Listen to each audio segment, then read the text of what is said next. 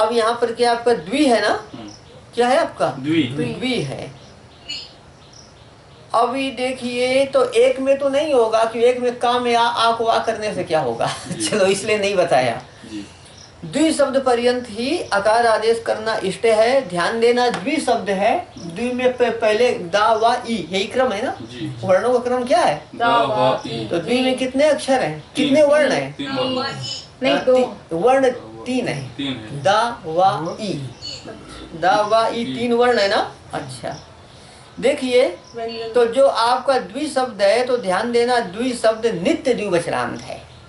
द्वि शब्द कैसा है? नित्य द्विवचनांत है। तो द्वि शब्द है और उससे पर में विभक्ति कौन आएगी आपका? औ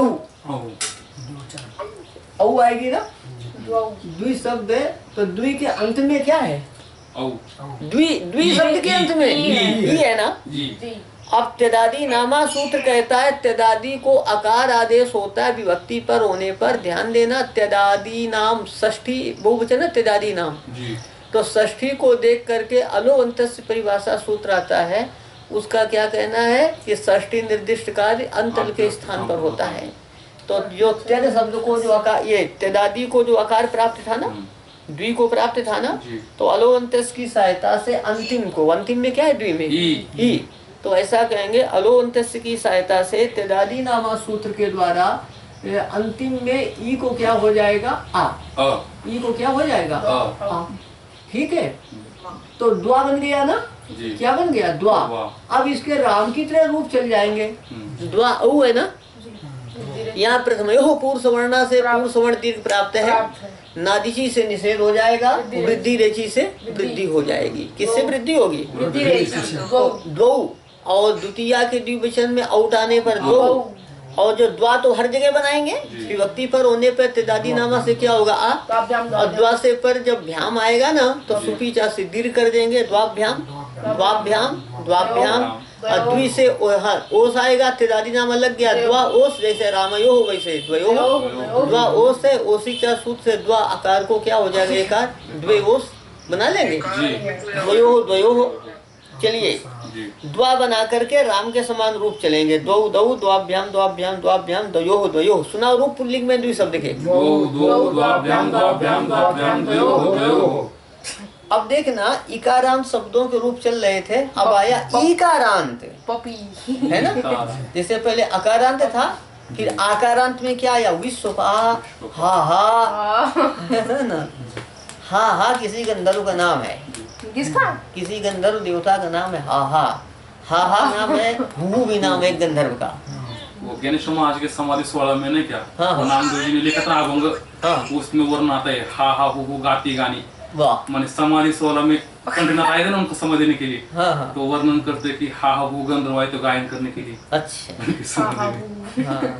गंधर्व। तो ये आकारांत शब्द में हा हु आया, इसके बाद इकारांत आया तो हरि से आरंभ हुआ, द्वि तक इकारांत चला, अब ईकारांत आ रहा है पपी। क्या है? सर्वाधिक अनपढ़ शब्द है ना वो द्वि। हाँ, सो सर्वाधिक अनपढ़ में जो कार्य है वो प्रथमा बहुवचन में और प्रथमा एक वचन में कार्य होते हैं ज्यादा करके। तो इसका प्रयोजन क्या था इसको देने के लिए? ऐसा है ना, एक तो सर्वादि गण के अंतर्गत त्यदादि गण है ना जी, तो एक तो सर्वादि गण के अंदर आने से यही प्रयोजन हो गया कि इसमें त्यदादि नामा सूत्र लग गया, तो त्यदादि नामा उसके अंतर्गत गया है ना।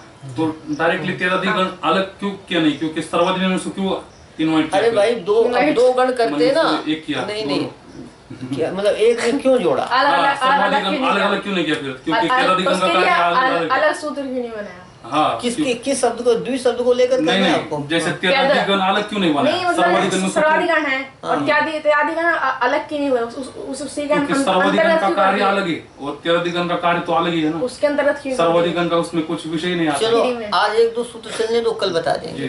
ठीक है, कल बता देंगे।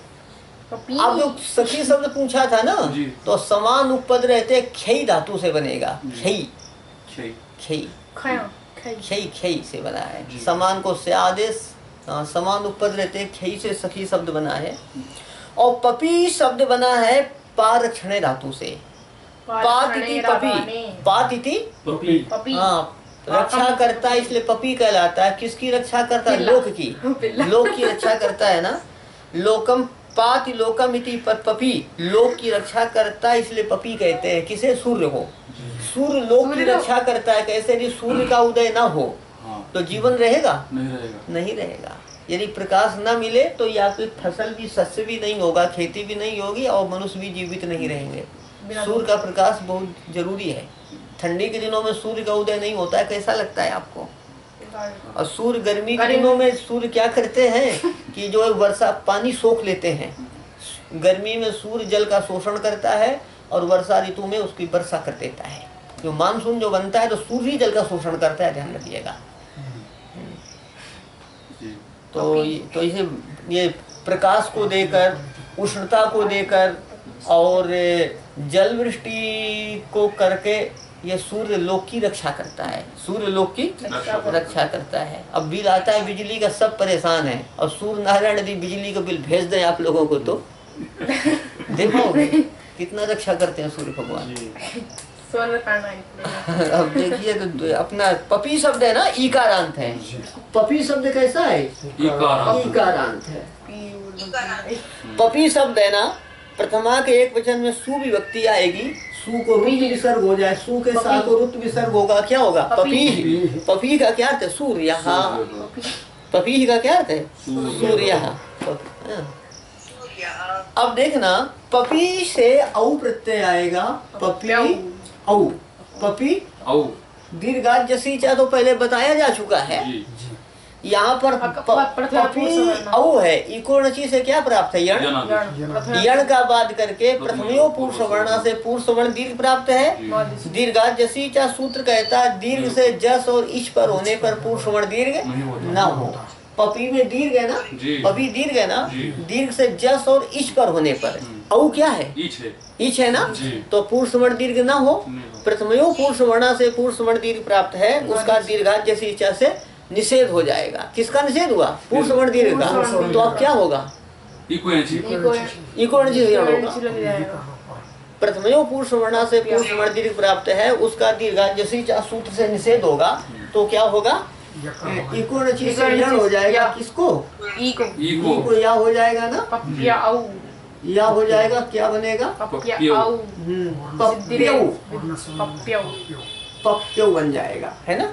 और पपी से जस प्रत्यय आएगा प्रथमा के बहुवचन में। जस में क्या रहता है आपका? अस रहता है ना। पपी जस, यहाँ भी जस में अस रहता है ना। यहाँ भी प्रथमयो पुरुष वर्णा से पुरुष वर्ण दीर्घ प्राप्त है। दीर्घात से दीर्घात जस इच्छा से निषेध हो जाएगा। इकोणची से यण होने पर क्या होगा? पप्यस्य। पप्यस होगा ना, और सा को रुत विसर्ग होगा तो क्या बनेगा? पप्यः। और पपी है, प्या कौन पप्या जस में बनेगा। और संबोधन में सु विभक्ति आएगी। संबोधन के एक वचन में सु को रुत विसर्ग है, पपी ही होगा ना। पपी है और अम है, यहाँ भी क्या होगा? अमी पूर्व है ना। इकोणची को कौन बाधेगा? प्रथम पुरुष वर्णा। और प्रथमयो पुरुष वर्णा का बात कर कौन होगा? अमी पूर्वा।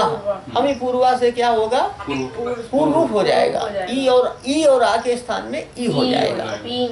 और प्रथमा के द्विवचन में क्या होगा? पप्यो। और प्रथमा का द्वितीया के द्विवचन में क्या होगा? पप्यो। और द्वितीया के बहुवचन में सस आएगा ना। सस में क्या रहेगा? अस। तो पपी अस प्रथमयो पुरुष वर्णा से क्या होगा? पुरुष वर्ण दीर्घ होगा। पपीस। यहाँ दीर्घात जैसी चा लगेगा, क्योंकि इच नहीं है और जस भी नहीं। हाँ, तो पपी है, सस का अस है। पपी अस प्रथमयो पुरुष वर्णा से पुरुष वर्ण दीर्घ होगा पपीस। और सा को तस्मात् छसो नह पुंसी से नकार हो जाएगा, क्या होगा? पपी। और पपी से तृतीय वचन में टा आएगा। टा में क्या रहता है? आ। टा में क्या रहता है? आ। तो पपी आ, बोलो क्या सूत्र लगेगा? इकोणची यण होगा तो क्या होगा? पप्या। और पपी है चतुर्थी के एक वचन में आएगा आपका। अच्छा चलो, द्विवचन में क्या है? तृतीया द्विवचन में भ्याम आएगा। पपी भ्याम मिला देना। और पपी से तृतीया बहुवचन में भीष आएगा, मिलकर पपी भीष। सा को रुत विसर्ग पपी भी। पपी है चतुर्थी के वचन में गे आएगा, गे में ए रहेगा। पपी ए, बोलो क्या सूत्र लगेगा? में। हाँ, पपी ए, पपी ए में वो इको से यण हो जाएगा, पप्पे हो जाएगा, पपी है भ्यस है, पपी ब्या, पपी है और नसी आएगा, नसी में क्या है अस, पपी यस क्या होगा, पपी अस में, हाँ पपी अस इको नसी नस का से ना, पपी यस पप्यस साकुरुत विसर्ग होगा पप्यः, और पपी से क्या आएगा आपका ओस, पपी ओस यण करो, पप्योस रुत विसर्ग तो पप्यो, हाँ यण। प्रथमा के वचन में सप्तमी के वचन में एक का स्वरूप बना, क्या प्रथमा के एक वचन में और सप्तमी के वचन में, सप्तमी का एक वचन अभी कहाँ बनाया गया है, सप्तमी का षष्ठी का द्विवचन पप्यो आया है ना, अच्छा है ना, षष्ठी एक वचन, हाँ षष्ठी पंचमी एक वचन, षष्ठी एक वचन और प्रथमा की बहुवचन में समान रूप हुआ, क्योंकि वहाँ पर असी रहा है ना अस। चलिए पपी है, षष्ठी के बहुवचन में क्या आएगा आम, पपी आम, बोलो रस नड्यापन नुट से नुट होगा नहीं, क्यों, रसवंत नहीं है, रसवांत नहीं है, यहाँ कैसा है दीर्घांत है ना, दीर्घ है, दीर्घत्वात ना नुट, पपी में ईकार दीर्घ होने से नुट नहीं हुआ, दीर्घत्वात ना नुट, पपी का ईकार दीर्घ होने के कारण नुट नहीं, क्योंकि ह्रस्वांत से पर नुट का आगम होता है, दीर्घांत से पर नहीं, तो ह्रस्व पपी का ईकार दीर्घ होने से ना नुट, या ह्रस्व नद्यापुर नुट से नुट नहीं होगा, क्या कहेंगे अर्थ इसका करो, पपी का ईकार दीर्घ होने से नुट नहीं होगा, नुट आगम नहीं होगा, दीर्घत्वात नुट ना, तो पपी है आम है, क्या लगेगा सूत्र, हाँ अब देखना हाँ इको नची लगा है पप्याम, और पपी है सप्तमी के एक वचन में क्या आएगा आपका नी, नी में क्या रहेगा बंदों करने पर नी, पपी ई, अब बोलो क्या सूत्र लगेगा, आकाश सवर्ण दीर्घा, नौ तू सवर्ण दीर्घा, बोलो नौ कहाँ का रूप है, सप्तमी वचन, सप्तमी के एक वचन में कौन सी विभक्ति आती है, नी, जैसे हरि से सप्तमी एक वचन में हरो बनता है, तो नी से क्या बनेगा गौ, सप्तमी का पर होता है ना तू, किंतु नी पर होने पर सवर्ण दीर्घ होता है, क्या इसका अर्थ होगा, किंतु नी पर होने पर सवर्ण दीर्घ होता है, क्या बनेगा पपी, और पपी है ओ से सप्तमी द्विवचन में तो क्या होगा पप्यो हो, पपीशु सप्तमी बहुवचन में मूर्धन हो जाएगा, रूप बोलिए पपी शब्द के,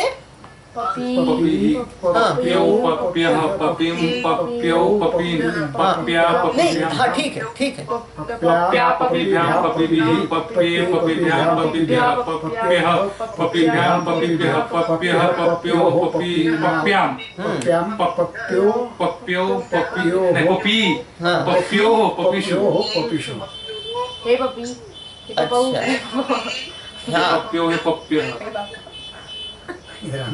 चलिए एवं वात प्रमाद या है ना, इसी प्रकार वात प्रमी आदि शब्दों के रूप चलेंगे, किसके वात प्रमी मृग, टिप्पणी में क्या दिया है वात प्रमी, मतलब वात का अर्थ होता है वायु, वायु के समान प्रा माने प्रकृष्ट, वायु के समान तेज तीव्रगामी, वायु के समान तेज चलने वाला, वायु के समान तेज चलने वाला, कहते हैं जब हिरण का बच्चा होता है ना तो प्रथम दिन उसको मनुष्य पकड़ सकता है, अच्छा नहीं, और दूसरी दिन कुत्ता पकड़ सकता है, तीसरे दिन कोई नहीं दौड़ में पकड़ सकता है, अच्छा तीसरे दिन कोई नहीं पकड़ सकता है, ये हिरन तो है ना क्या ये आपकी यहाँ की हिरन कोई दौड़ती नहीं है, कुत्ते को आएंगे, कुत्ते की जगह आगे, तो वात प्रमी का अर्थ होता है मृग, तो हमारा जो वाता प्रेमी का जो है वो शहरी तरी ले सकते हैं ना, ना रूढ़ी है, रूढ़ी मतलब उसी को नहीं,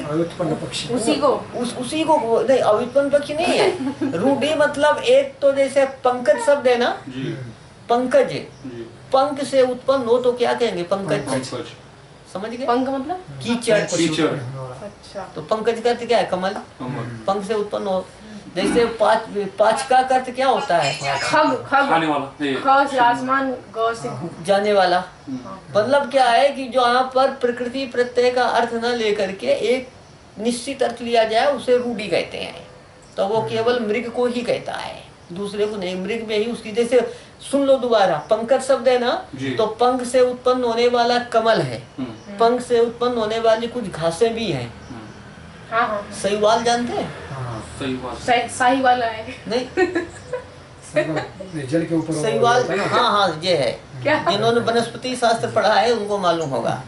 दुबला। हाँ, तो मतलब पंख से जैसे कमल उत्पन्न होता है, वैसे दूसरी घासें भी पंख से उत्पन्न होती है, पर सभी को पंकज नहीं कहा जाता है, क्योंकि पंकज शब्द की रूढ़ी कमल में ही है। रूढ़ी मतलब प्रसिद्धि, हाँ, कमल में ही है। हाँ, तो जैसे वातप्रमी तो तीव्र गति से तो और भी चलने वाले हैं, पर उसकी रूढ़ी किसमें है? हिरण में। और हिरण के बराबर तेज कोई चलता भी नहीं है, कोई नहीं तेज चलता है। जो सिंह है ना, तो सिंह के डर से वो जो है वो रुक जाता है, पर दौड़ में सिंह उसकी बराबरी नहीं कर सकता है मृग की। चीता। हाँ, चलिए, हाँ बोलिए क्या पूछना है?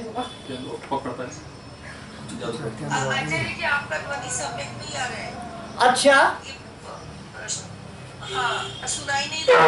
आवाज कम आ रही, इधर करो।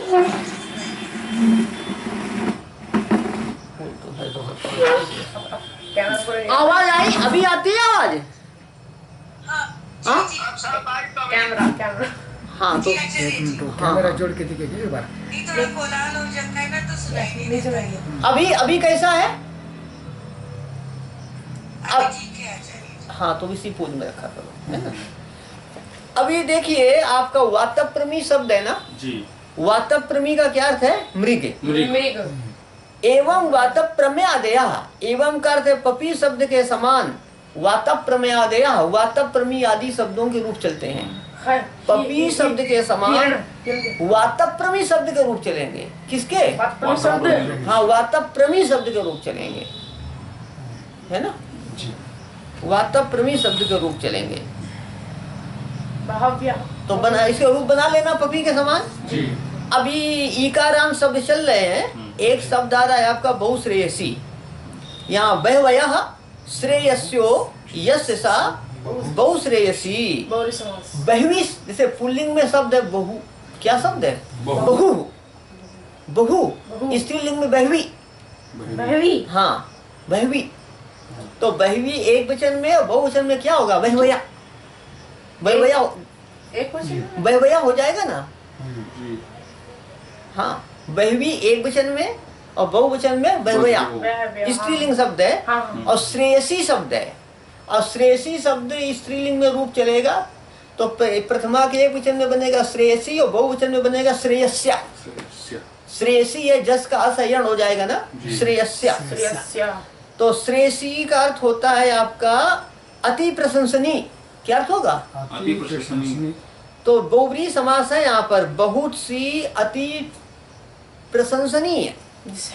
बहुत स्त्रीलिंग शब्द है ना, तो बहुत सी अति प्रशंसनीय स्त्रियां हैं जिसकी, अथवा बहुत सी स्त्रीलिंग कोई भी वस्तु ले सकते हैं। बहुत सी अति प्रशंसनीय गाय है जिसकी, बहुत सी अति प्रशंसनीय महिषी है जिसकी, मतलब घोड़ी है ना, ऐसा। माला शब्द स्त्रीलिंग है ना।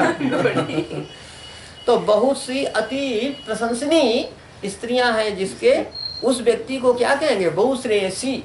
यहाँ पर बहुब्रीहि समास हुआ है। क्या समास हुआ है?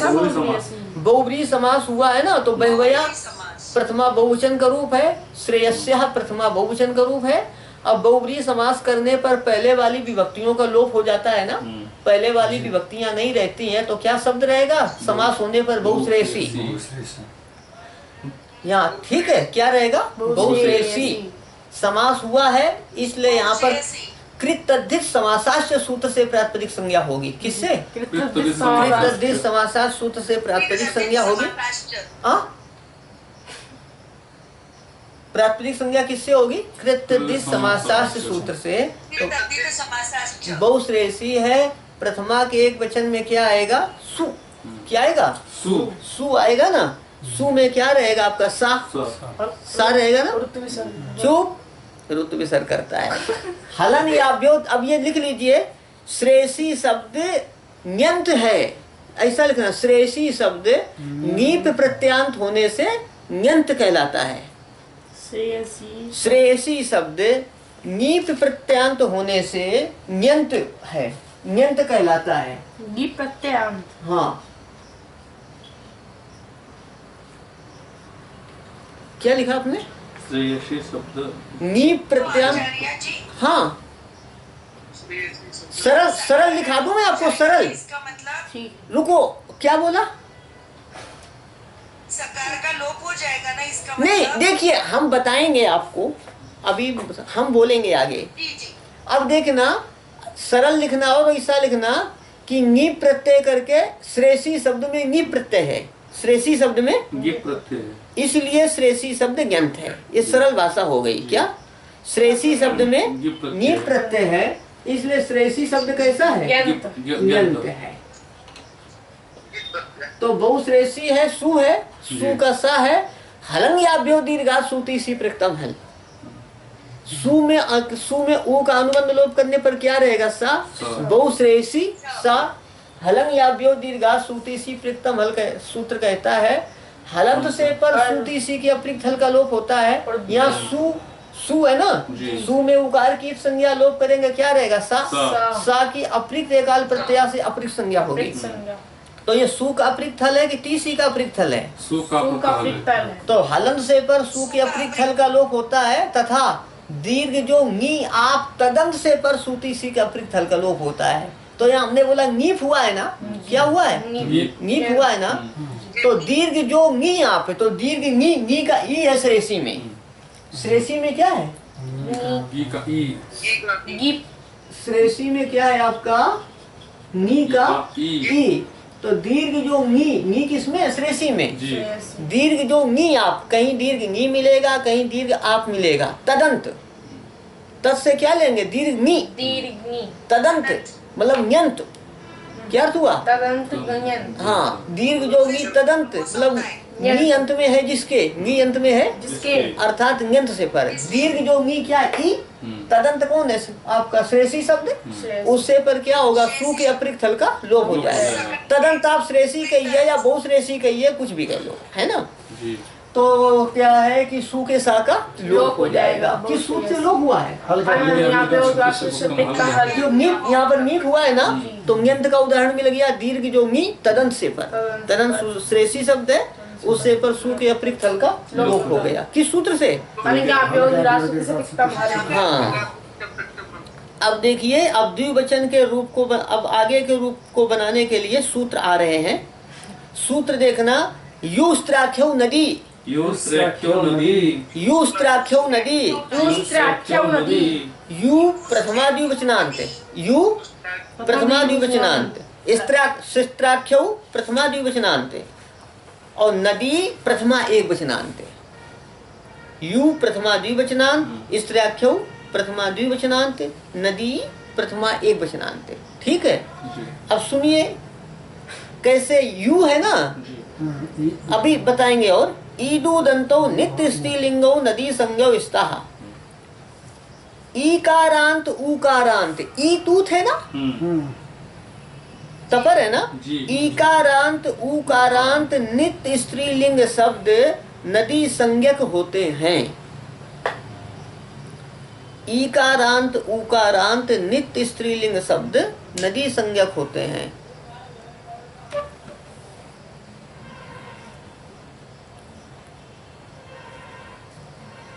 नदी संज्ञा होती है। ईकारांत उकारांत नित्य स्त्रीलिंग शब्द नदी संज्ञक होते हैं।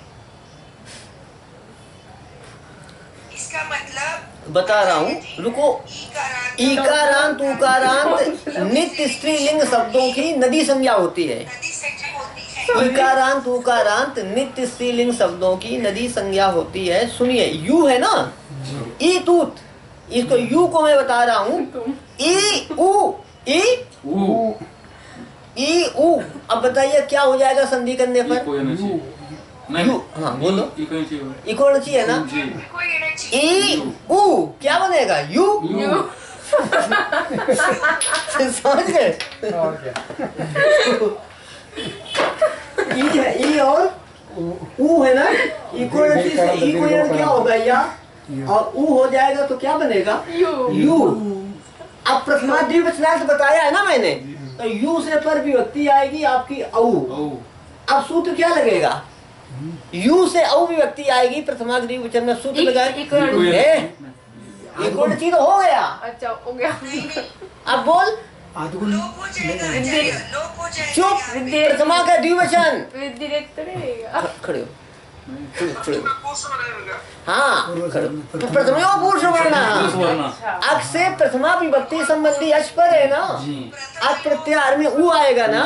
प्रथमा विभक्ति संबंधी अच औ पर में है तो पुरुष वर्ण दीर्घ होगा। ऊ औ ले, ऊ और औ के स्थान में क्या होगा? ऊ। ऊ और औ के स्थान में क्या होगा? ऊ। तो यू ही रहेगा। समझ गए? तो प्रथमा द्विवचनांत कैसे हुआ? यूं ही रहेगा, है ना? प्रथमा द्विवचनांत कैसे हुआ ये देखो। जिस है ना, आख्य से आख्यो, स्त्री आख्य से स्त्री आख्यो बन जाएगा। नदी से परसु का लोप हो जाएगा। नदी शब्द भी ज्ञात है। तो इस तो देखना, ईदंत उदंत नित्य स्त्रीलिंग शब्द नदी संज्ञक होते हैं। अब सुनिए कि श्रेयसी शब्द है ना, कैसा आपका? ये उदंत है कि ईदंत है? ईदंत है, ईकारांत है। और नित्य स्त्रीलिंग शब्द है तो इसकी क्या संज्ञा होगी? नदी संज्ञा। लेकिन एक बात ध्यान दो, एक बात ध्यान देना कि नित्य स्त्रीलिंग कहाँ है? अभी तो बहुत सी श्रेयसी जिसके हैं, यश किसी पुरुष के। तो इस समय बहुब्रीहि समास होने पर श्रेयसी शब्द ये पुरुष को कह रहा है कि स्त्री को कह रहा है? तो अभी तो स्त्रीलिंग नहीं है ना, तो अभी नदी संज्ञा हो पाएगी? नहीं हो पाएगी अभी। नदी संज्ञा क्यों नहीं हो पाएगी? क्योंकि नित्य स्त्रीलिंग है नहीं। बहुश्रेयसी में जो श्रेयसी शब्द, अभी तो क्या है कि जो श्रेयसी शब्द है ना, बहुश्रेयसी के अंतर्गत श्रेयसी शब्द है कि नहीं है? बहुश्रेयसी के अंतर्गत जो श्रेयसी शब्द है वो नित्य स्त्रीलिंग नहीं कह सकते हैं, क्योंकि यहाँ पर पुरुष का बोध करा रहा है, पुरुष का बोधक है। तो नदी संज्ञा सूत्र से होगी? नहीं होगी। सूत्र से नदी संज्ञा क्यों नहीं होगी श्रेयसी शब्द की? नित्य स्त्रीलिंग नहीं है। नित्य स्त्रीलिंग नहीं। तो यहाँ नदी संज्ञा करने के लिए वार्तिक आता है ना? प्रथम लिंग ग्रहणम चा। इस वार्तिक का अर्थ, इस वार्तिक का अर्थ यहाँ दिया है आगे। पूर्वम स्त्री आख्यस्य उपसर्जनत्वेपि नदीत्वं वक्तव्यम इत्यर्था, है ना? ये वार्तिक का अर्थ है। इसका अर्थ है पूर्व में स्त्रीलिंग कहने वाला शब्द,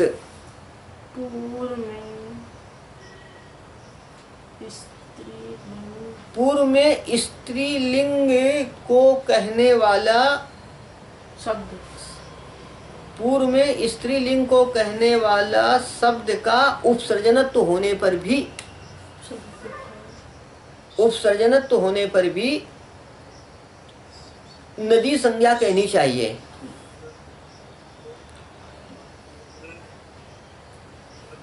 पूर्व में स्त्रीलिंग को कहने वाला शब्द का उपसर्जनत्व होने पर भी उसकी नदी संज्ञा कहनी चाहिए।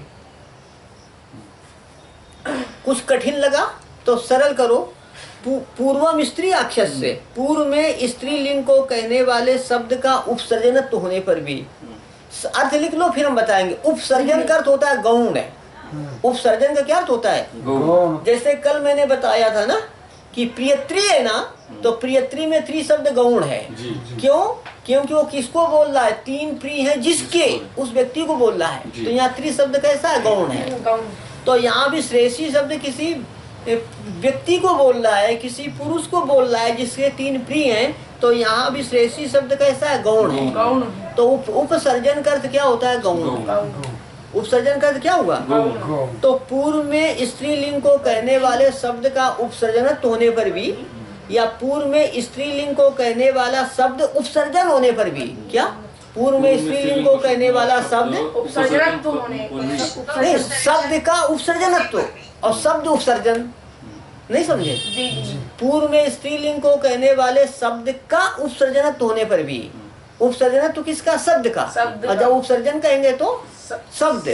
पूर्व में स्त्रीलिंग को कहने वाला शब्द उपसर्जन होने पर भी, या पूर्व में स्त्रीलिंग को कहने वाला शब्द गौण होने पर भी उसकी नदी संज्ञा कहनी चाहिए। ये सरल अर्थ है। पूर्व में स्त्रीलिंग को कहने वाला शब्द गौण होने पर भी उसकी नदी संज्ञा कहनी चाहिए। अब तो गौण है ना, जी। उपसर्जन है ना। जी। तो अब इस वार्तिक के द्वारा यहाँ पर श्रेयसी की क्या हो जाएगी? नदी नदी संज्ञा। संज्ञा। किसकी नदी संज्ञा हुई है? श्रेयसी की। ये ध्यान रखेंगे आप। जी। श्रेयसी। हाँ नहीं, श्रेयसी की, बहुश्रेयसी के अंतर्गत श्रेयसी की हुई है नदी श्रेयसी संज्ञा, हुई। है ना। बहू की नहीं। हाँ अब श्रेयसी की क्या, बहुश्रेयसी के अंतर्गत जो श्रेयसी है ना, श्रेयसी की नदी संज्ञा किससे होगी? इस वार्तिक से होगी। वार्तिक से होगी। किससे होगी? वार्तिक। क्योंकि ये श्रेयसी शब्द नित्य स्त्रीलिंग है ही नहीं, है ना। हाँ। अब वार्तिक से जो है क्या होगी? यहाँ पर नदी संज्ञा हो जाएगी। व्याकरण शास्त्र की जो संज्ञाएं हैं वो क्या है? शब्द की सिद्धि के लिए है, शब्द की सिद्धि के लिए। ये नहीं सोचना नदी संज्ञा होगी तो पानी मिल जाएगा, ऐसा नहीं है। तो देखिए बहुश्रेयसी शब्द है, क्या शब्द है आपका? बहुश्रेयसी। यहाँ पर श्रेयसी की प्रथम लिंग रणमचा इस वार्तिक से हो जाएगी नदी संज्ञा। क्या होगी? नदी संज्ञा। अब नदी संज्ञा का प्रयोजन बताया जाता है। बहुश्रेयसी से क्या प्रत्यय आएगा आपका? संबोधन की एक वचन में सु है ना, और हे का पूर्व प्रयोग हो जाएगा तो क्या होगा? हे बहुश्रेयसी। हे बहुश्रेयसी। हे बहुश्रेयसी। अब देखिए यहाँ पर प्रथम लिंग रणमचा से किसकी श्रेयसी की होगी? नदी संज्ञा। नदी संज्ञा का क्या फल है? तो देखो अम्बार्थ नद्योर ह्रस्वः। अम्बार्थ नद्योर ह्रस्वः। अम्बार्थ नद्योर ह्रस्वः। अम्बार्थ नद्योर ह्रस्वः। अम्बार्थ नद्योः षष्ठी द्विवचनांत। अम्बार्थ द्विवचनांत। षष्ठी द्विवचनांत। ह्रस्वः प्रथमा एकवचनांत। अम्बार्थ नद्योः षष्ठी द्विवचनांत। ह्रस्वः प्रथमा एकवचनांत। दीर्घात में कौन सी होती है विभक्ति? बताएं। दीर्घात में पंचमी एकवचन है।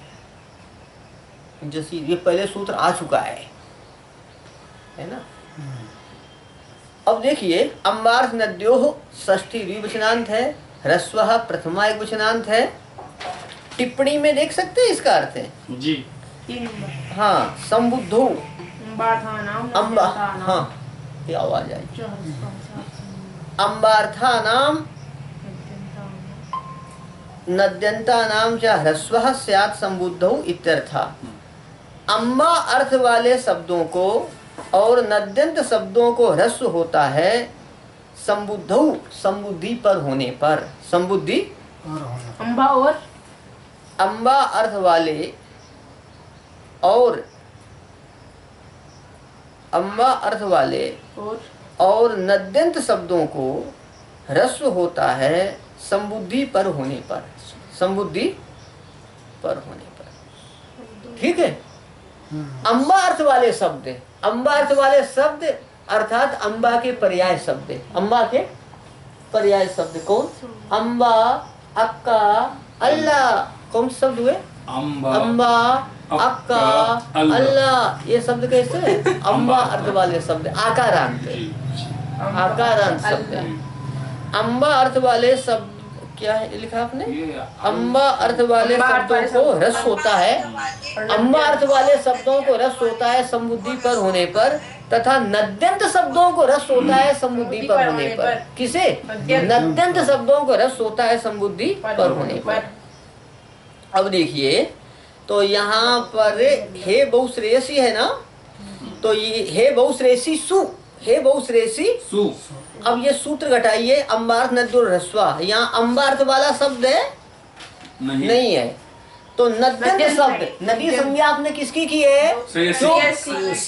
श्रेयसी की नदी संज्ञा प्रथम लिंग रणमचा। इस वार्तिक के द्वारा किसकी नदी संज्ञा हुई है? श्रेयसी की हुई है ना। तो श्रेयसी नदी किसे कहेंगे? यहाँ श्रेयसी को। श्रेयसी को नदी किसे कहेंगे? श्रेयसी को। तो नद्यंत क्या हुआ? श्रेयसी है बहुश्रेयसी। श्रेयसी की नदी संज्ञा हुई है, श्रेयसी को नदी कहेंगे। तो नदी जिसके अंत में है, नदी संज्ञक जिसके अंत में है, उसे कहेंगे नद्यंत। तो नद्यंत क्या हुआ? बहुश्रेयसी। ठीक है।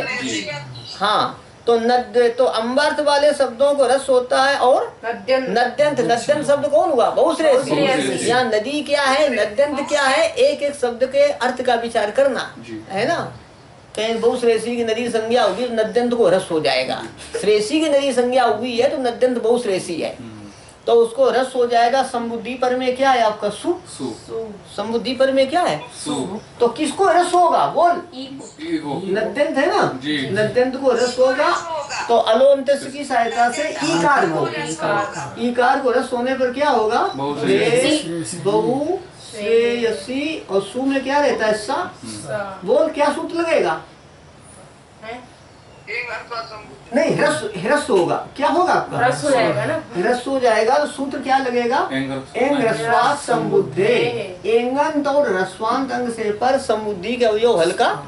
यहाँ अंग है, एंगंत है कि रस्वांत है? अंग संज्ञा होगी ना, तो एंग रस्वात समुद्धे रस्वांत अंग से पर क्या समुद्धि के अवयव हल्का। महाराज जी आप रस से गुण नहीं रहेगा, वो तो रस गुणा जस पर होने पे गुण करता है, समुद्धि पर होने पर। अच्छा जसी चा जस में वो गुण करता है, जस में ह्रस्व गुणा क्या कहता है? समुद्धि पर होने पर रस्वांग को गुण हो जाता है, समुद्धि पर होने पर रस्वांग को गुण हो जाता है। चलो मिला देख लो, उसको भी देख लीजिए। जैसे इसको एक बार फिर से बोलिए ना, सुनाई नहीं दिया ठीक से।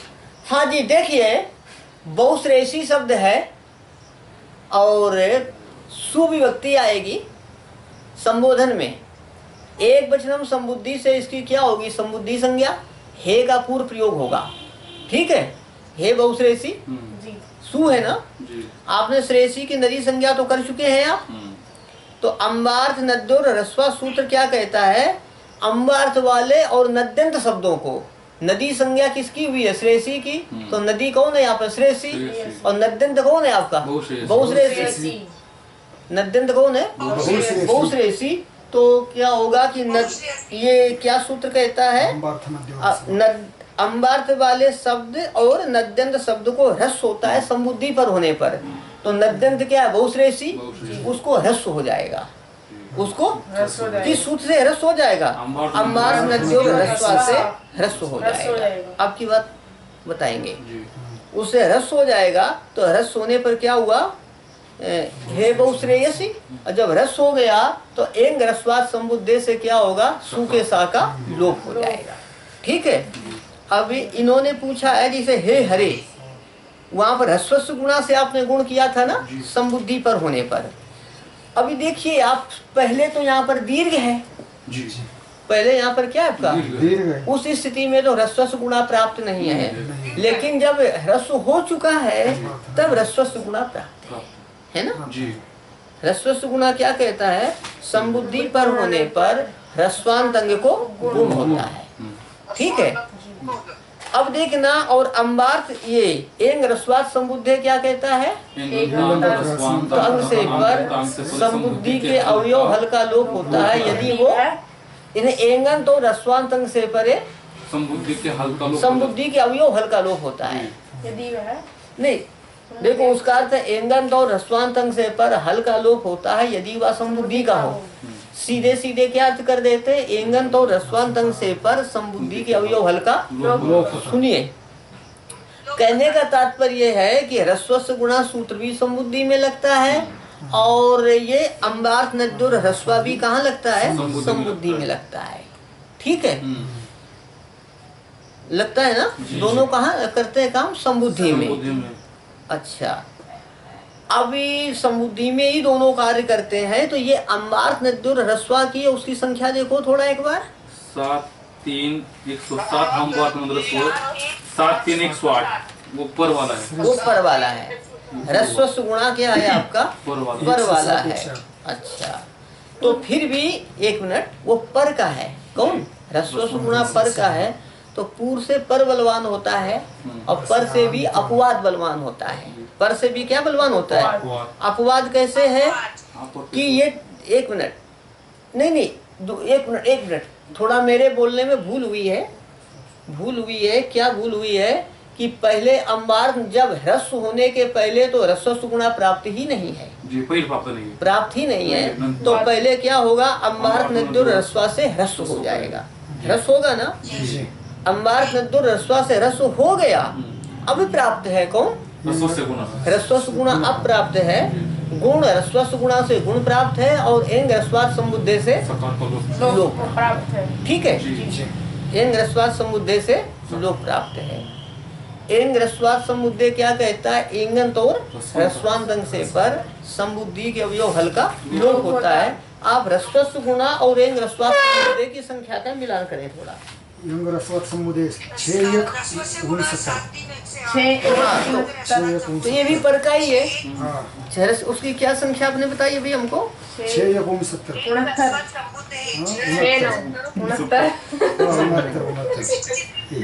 अच्छा सुनिए, अब ध्यान देना, यहाँ पर तो ये मतलब पर होने के कारण क्या लगना चाहिए, यहाँ पर ह्रस्व गुणा। पर एक बात पर आप ध्यान देंगे कि यहाँ पर लोप हो गया है ना, लोप होने के बाद में यदि आप इसको गुण करना चाहें, लोप से पहले करेंगे, सुन लो दोनों ही बात है।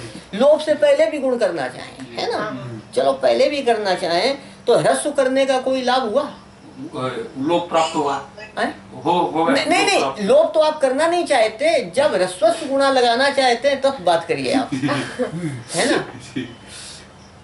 कुछ फायदा ही नहीं हुआ। सुन लीजिए, पहले वो आप जो है ना ये पहले लगाना चाहेंगे ह्रस्व गुणा, हाँ जी, पहले लगाना चाहेंगे, ठीक है।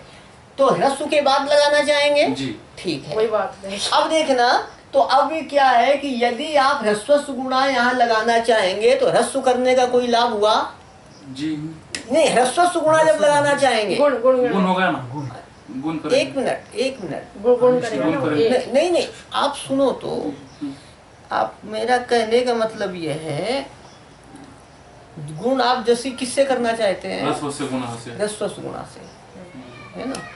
ह्रस्व गुणा क्या कहता है, ह्रस्वांत अंग को गुण होता है संबुद्धि पर होने पर, ह्रस्वांत अंग को गुण होता है संबुद्धि पर होने पर। अच्छा नहीं उसको कुछ बता रहा हूँ, चिंता मत करो। इसका फायदा नहीं होगा ना, गुण करेगा, गुण करने का फायदा नहीं होगा। गुण तो प्राप्त है, गुण प्राप्त है, इनका कहना है गुण तो प्राप्त ही है, दीर्घ में गुण प्राप्त नहीं था, ह्रस्व में ही प्राप्त है। ह्रस्व गुणा सूत्र क्या कहता है, ह्रस्वांत अंग को गुण होता है क्या पर होने पर, संबुद्धि पर होने पर।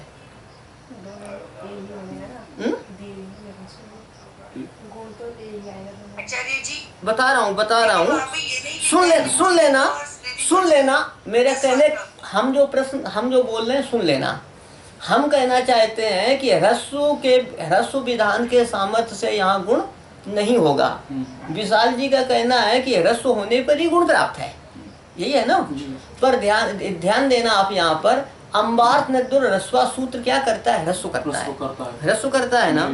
तो ह्रस्व करने के बाद में गुण प्राप्त होता है, ह्रस्व करने के बाद में हमारा ये कहना है कि ह्रस्व विधान के सामर्थ्य से गुण नहीं होगा, क्योंकि ह्रस्व व्यर्थ होगा।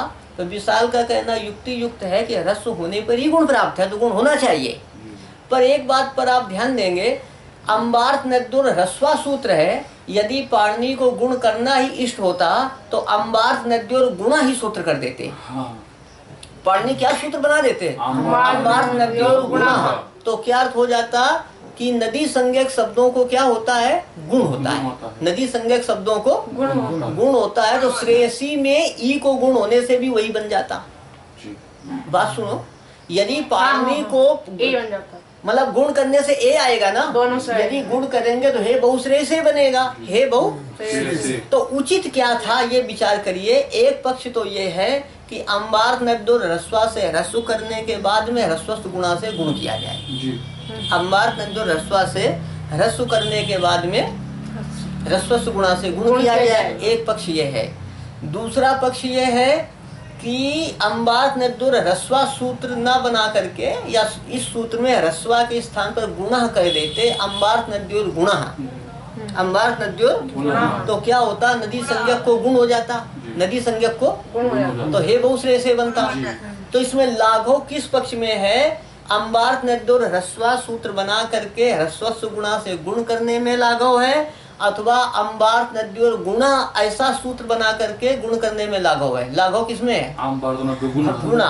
लाघव गौरव समझिए, जिसमें कम परिश्रम हो उसे क्या कहते हैं? लाघव। अधिक परिश्रम हो तो क्या कहते हैं? गौरव। यदि पाणिनि को यहाँ गुण या वैशिष्ट होता तो पाणिनि सूत्र क्या बनाते? अम्बार्थ नद्योर गुणा। किंतु उन्होंने अम्बार्थ नद्योर गुणा सूत्र नहीं बनाया। क्या बनाया? अम्बार्थ नद्योर ह्रस्वा। तो इसी से यह सिद्ध होता है कि ह्रस्व विधान के सामर्थ्य से, ह्रस्व किसने किया? इस सूत्र ने। ह्रस्व किसने किया है? तो ह्रस्व विधान के सामर्थ्य से यहाँ पर गुण नहीं होगा। ह्रस्व विधान के सामर्थ्य से यहाँ गुण नहीं होगा। हाँ, यदि पाणिनि को यहाँ गुण करना इष्ट होता तो अम्बार्थ नद्योर ह्रस्वा यही सूत्र बना देते, इससे लाघव होता, सीधे गुण हो जाता। दो पक्ष समझ रहे हैं? एक तो है अम्बार्थ नद्योर ह्रस्वा सूत्र बना करके ह्रस्व कर, अम्बार्थ नद्योर ह्रस्वा सूत्र करके इस सूत्र से गुण करके हे बहुश्रेय से बनाते। और एक है कि अम्बार्थ नद्योर गुणा ऐसा ही सूत्र बनाकर गुण कर देते, तो अच्छा क्या होता? तो पाणिनि ने अम्बार्थ नद्योर गुणा नहीं कहा बल्कि अम्बार्थ नद्योर ह्रस्वा कहा है। तो ह्रस्व विधान के सामर्थ्य से क्या प्रतीत होता है कि यहाँ पर गुण इष्ट नहीं। ठीक है, ऐसा समाधान है यहाँ पर। तो फिर क्या होगा? एक ह्रस्वात् संबुद्धे से लोप हो जाएगा। पाणिनि ने बहुत सोच समझ कर किया है। ये जो आजकल संगणक बना ना, कंप्यूटर जिसने बनाया है वो संस्कृत चल